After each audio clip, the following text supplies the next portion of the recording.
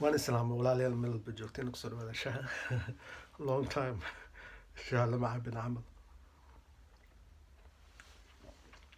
Fadlan haddii aad garanayso wax la marsado indhaha bararsan, indhaha weligeeda ay bararaan, siiba haddana haddii aan yaro dharfo way iga daraan camal. Marka haddii aad garanayso walaalayaal wax la marsado oo magacaadii bararka dejiyo, fadlan comment igu dhaaf si aan u isticmaalo. Halkaadaan ka gudbo, waxaan dib rabo inaan u qabsado ninka Munir. Gaar ahaantii run ahaantii hadda ka horena waan ka hadlay. Waxaa jiri jiray yaraan ilma adeernahay oo asag markaa iyada anigoo iska dacyaroo qangaarin asna uu nin weyn yahay oo xaafadeena marti ku yahay buu intuu isticmaalka dhowr nooc haddii isticmaalaad maqasho inay lii taga camal aa kasoo qaadin alaa kulli xaal intuu isticmaalo baa haddana subaxdii markii la gaaro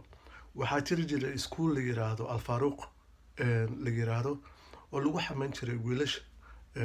boarding school ahaa oo wiilasha kala uma dhigtaan. Marka waxaa lagu xamayn jiray wiilasha inay isqabtaan ay magacaade adiga waxyaalo farxumeen camal ee ka dhex jirto iskuulka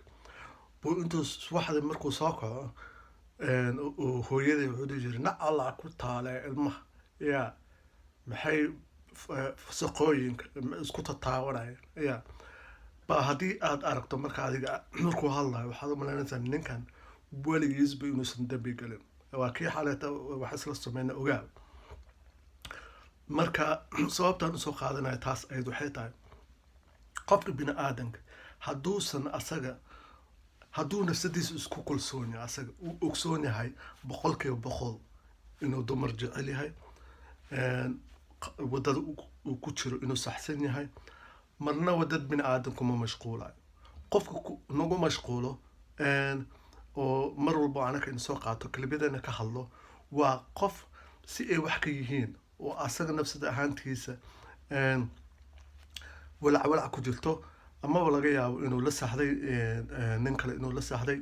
amaba laga yaabo inuu rajeynayo oo marka iyada uu ka digaaltamayo inuu nin la saxdo. Marka naceebka ayada uu asaga isku qabo buu projectan uu kusoo sameeyaayo oo marka intuu shaaca soo bixiyo uu dadkaas u caaya. Soomaali waxay asalkeeda tiri tuug intuusan tuug dhigin ayuu tuug ku dhahaa farta intaada dadka ku fiiqan ayay kugu soo fiiqaan. Hadda ka hore waxaan bartay cunug yar oo adiga 14 jir halkan South Africa aan ku bartay meel organization aan iskugu imaanay oo marka ayada aan ka hadlaynay dhibaatooyinka ina dhex yaalo haddii aan nahay dadka faraxsan. Wuxuu dhahay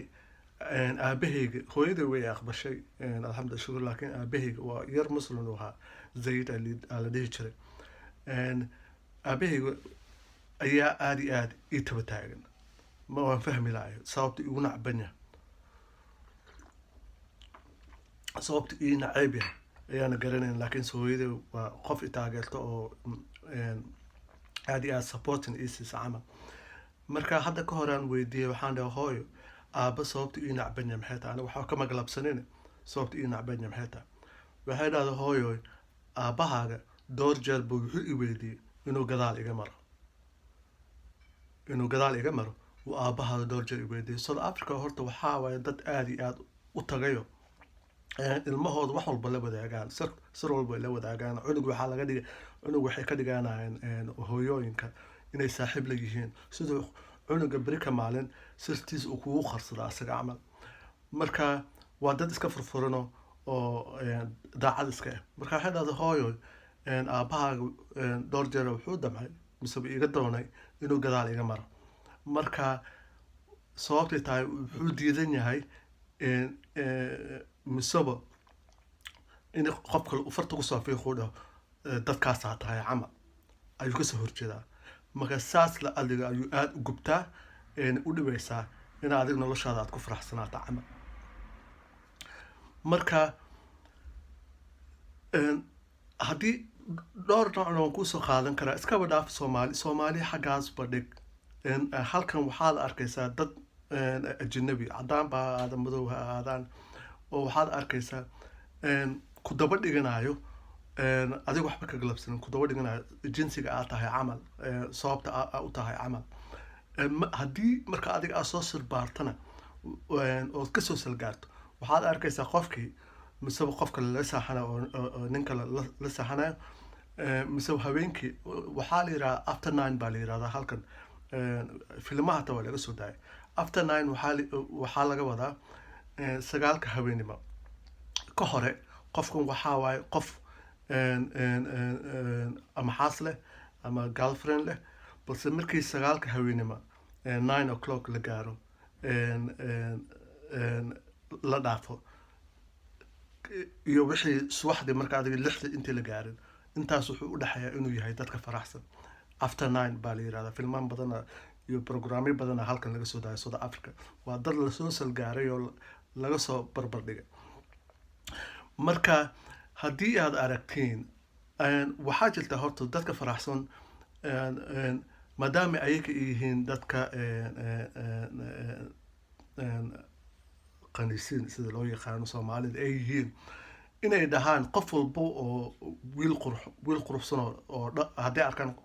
wiil iska quruxsan alla kaas waxbaa ku jira ay iska dhahayaan marka aniga taas igama aha inaan qof nimanka Soomaalida kulligood aan soo wada dhaco kaas waa sidaas niman bay u tagaan niman baa xiriir la leh camal balse haddii la iisoo baaro alla yaa inta iisoo baaro aniga hataa waa soo baaran haddaan shalay haysan lahaa iisoo baaro Munir iyo ninka la yiraahdo alla magaciisa maral buu ii gooyaa Darisla Cabdi ninka la yiraahdo labadaas haddii la iisoo soo baaro wax baa ku jira hadalkaygana meel laga qoro marka horta waxaa jirta markaan arko YouTube studioga markaan aado oon fiiriyo dadka i daawada waxaa aniga igu jiro waxaa ii dhexeeya 14 da'da ilaa 65 marka waxaa aniga ifdaawanaya qof 65 jir marka aniga halkan isku soo istaago iska caaytamo cunug yar oo shalay soo baxay 20 sano halkan jooga dadkii shalayto uga soo tagay magaalada wadankeena shanta Soomaalida aan degnaa aan uga soo tagay maanta waa 20 jir ciyaal bay leeyihiin marka aniga waan dhali karaa Munirkaas camal iyo wiilasha soo baxay oo hadda waan dhali karaa haddaan markaan guursan lahaa aabaan u noqon karaa marka inaan inta la soo istaago meeshaan iska caytamo oo la farfarto la factamo aad iyo aad loogu fiican yahay maadaama dad muhiim igu xiran yihiin balse waxaa rabay inaan ii shac dhigo mise nii kala dhigo dadka anaga ina qabsado oo mar walba ina qabsado